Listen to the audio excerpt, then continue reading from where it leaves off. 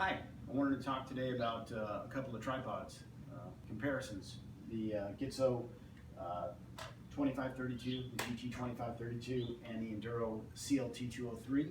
The reason why I wanted to talk about these two tripods is because, well, I needed a new tripod. I got a Carbon 1 Manfrotto, that's the 441 model, and it keeps breaking on me. The carbon split on it and cracked, and it's time for a new tripod. So I was looking at both of these because both of them are really good tripods. They're basically your medium-sized tripod, one that any serious photographer would probably take out into the field and use. I've read a lot of blogs on both of these, trying to compare both of them, and people are torn between the two. And I went to YouTube, and there wasn't much on YouTube, and I'm not a big YouTuber as far as filming and things like that. But as far as learning from YouTube, I've learned a lot of stuff from YouTube, so I thought I'd make a quick video and then post it for you guys. So I'm going to compare the two tripods, and hopefully this will help you guys out if you got to make a decision between a Gitzo and an Induro, or more specifically these two type tripods. This is the Mountaineer, and this is basically the Induro version of the Mountaineer. So what I'm going to start with first is the carbon fiber. So Gitzo uses what they're calling now is their carbon exact carbon fiber. They have their 6X carbon fiber, so 6 times weaved carbon fiber, and now they've stepped up to this carbon exact. I don't know if it's a marketing ploy or if it's for real, but I can tell you that I own 2 tripods with the 6X, and this one here, I've been fiddling around with it. I really can't tell the difference between both of them. But that's the carbon fiber they use. The Induro uses the 9X or 9 times weaved carbon fiber. And in looking at both of them, they've got different designs, but that's about it. They're both really sturdy, really good carbon fiber.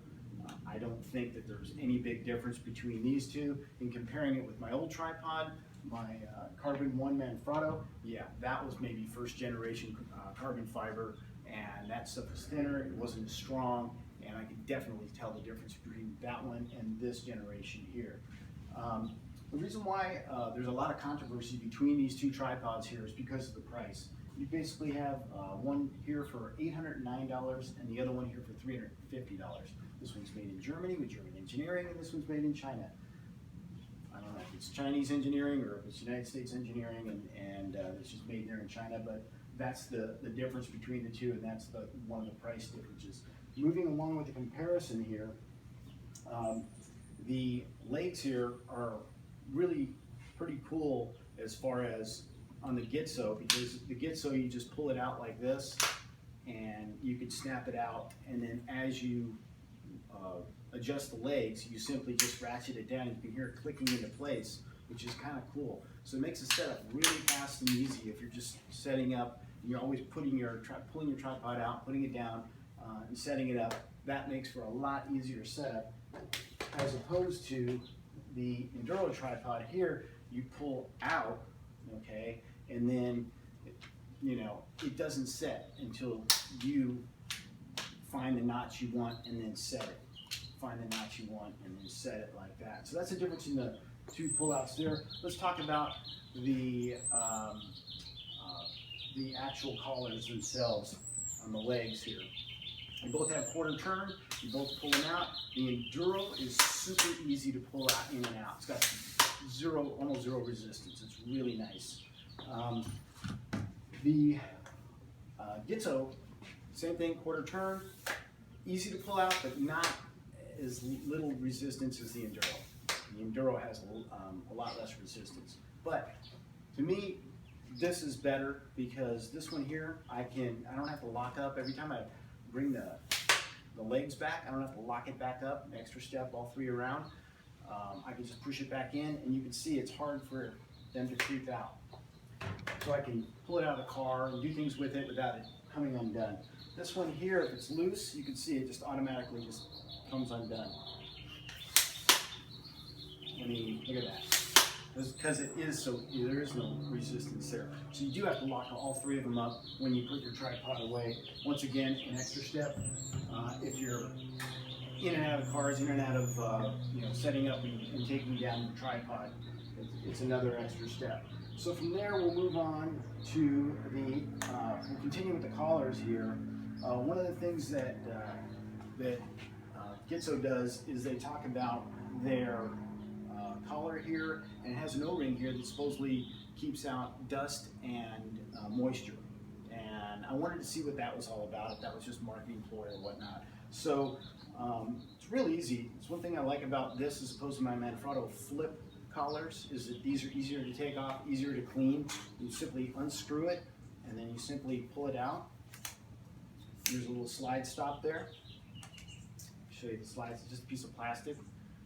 This is typically what normally breaks in these tripods. You gotta order replacement ones, because if you pull out the leg too hard, then you'll end up breaking the little slide stops here. But what I wanted to show was this little O-ring right here. There is an actual O-ring, and the cool thing is you can actually see that, let me get this thing back in here, you can actually see that it does work, because as I twist the legs on and I come up to the O-ring, I can feel a little bit of resistance there, and I like that, because now I know that the O-ring is actually working, and it's actually probably is keeping out dirt and moisture. So that's kind of cool. Now, if you compare that with the Induro tripod is same thing, comes off real easy. Boom. This thing flying out on me. It's got a little different. There's no top to the slide stops there, but they're just on each side. But you can see that there's no O-ring in any of this stuff here. It's like most tripods. Boom, goes back in. You can see how easy that was to take that out. So that's the difference in collars on that there. Then you have the actual center collar for these things, and they're pretty easy. They're almost like no resistance in that one. A little bit of resistance in the Gitzo tripod, but super easy. I mean, just if you want to take it off, you just simply unscrew this bottom part.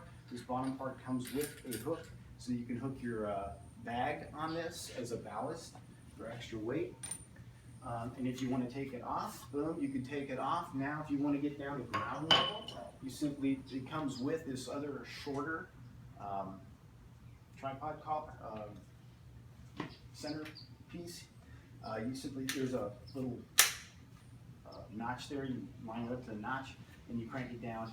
And now you can go ground level on this sucker if you want. The thing is that if you try and lift this up a couple of inches and tighten it down, it won't. It'll just keep spinning. It won't tighten down. You actually have to have this thing all the way down in order to use it, and then it'll tighten down, and you're good to go. It won't go any further than that. To get it out, I mean, it's easy as that right there. Pretty simple. And then match the little notches up in the center column here. And this screws back in very easily. You can see it's very quick to set up. The downside to the Induro, though, is that you have to carry two collars. Do you want to carry two collars? Now, the Gitzo is really kind of cool when it comes to this regard. So the Gitzo is real easy. It's actually easier than that. All you have to do is you simply give this top thing a half a turn. That's it. And then boom, pull this out. Oops. There's a little O-ring there. It's a little gripper for this hook here. It also comes with a hook. But the cool thing is that you simply put that in there, tighten it down, you're good to go. When you're done, untighten it. It does go upside down, so you can push it in this way and shoot upside down if you want. Boom, goes right in here. Half a turn, locks back in, locks in. You're good to go again. Great, both of them are great tripods. Let's talk a little bit about the specs on these, because a lot of people want to know like how high and all that stuff. The load capacity on these are pretty much the same. This is 39.7 pounds or 18 kilos. This one's 35.3 pounds or 16 kilos. So yeah, this one little bit, like 4 more pounds, holds about 4 more pounds. The max height on this is 65.4 inches or 166 centimeters and 63 or 160 centimeters, basically the same. Maximum height without the column extended, 54.3 inches or 138 centimeters and 52.8 or 134 centimeters. The minimum height is 6.3 inches on this one and 14.8 inches on this one, but I'm guessing that it's 14.8 because of the center column. Once you swap out the center columns, they're probably pretty comparable. Then you also have, as far as the feet, on the Gitzo, they both have rubber feet. You can see this is a very narrow, streamlined rubber foot right here. With the Induro, it comes with rubber feet, a little bit fatter and beefier. For some reason you like this really fat, beefier one, you can actually buy this, but like that tripod, you can actually buy the Induro foot, and the Induro foot will fit on the Gitzo tripod. That's the tip of the day. And let's see what else we got here. The weight. This is huge. The weight on this one here is 3.7 or 1.67 kilos, 3.7 pounds. The weight of this one is 3.5 pounds or 1.6 kilos. So they're both basically comparable as far as weight, if you're looking for weight issues. The one thing I wanted to do is the folded length. I don't know if I went over this, but the folded length on this one is 25.5 inches, and this is 24, basically 24.5 inches. 65 centimeters, 62.5 centimeters. So it's an inch shorter when folded up. Let's see if I can do this. So if you're putting this in your luggage or whatever, I mean, that's the difference right there. You know, is that a lot? I don't know. I don't think so. Then I just wanted to extend out the legs real quick and show you what they look like extended out. Keep in mind here that I'm 5'7", so these fit me real well.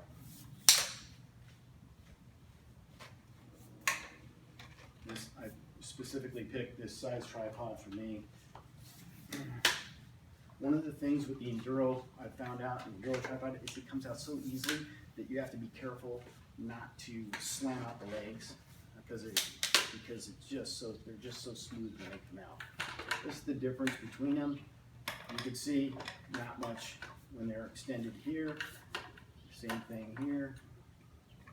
A little bit of a difference when you extend them up here. You know, a couple inches down. Same thing.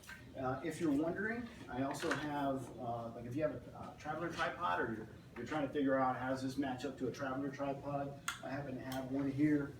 So you can see the traveler, this is the GT1542T. You can see it's a lot smaller. And even with extended, you can extend this up about that high.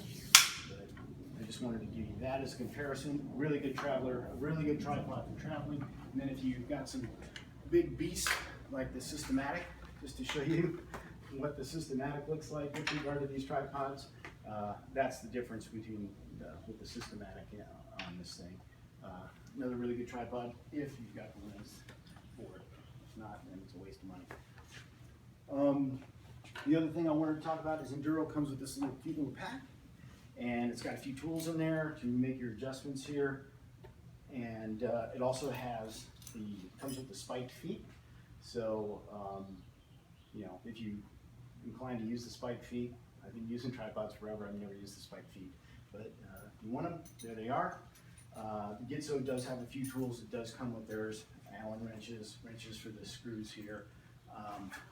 The thing that I did want to point out also with regard to the Gitzo is if you take a look at the collar here, just the way that this thing is machined, you can tell that this is made really well.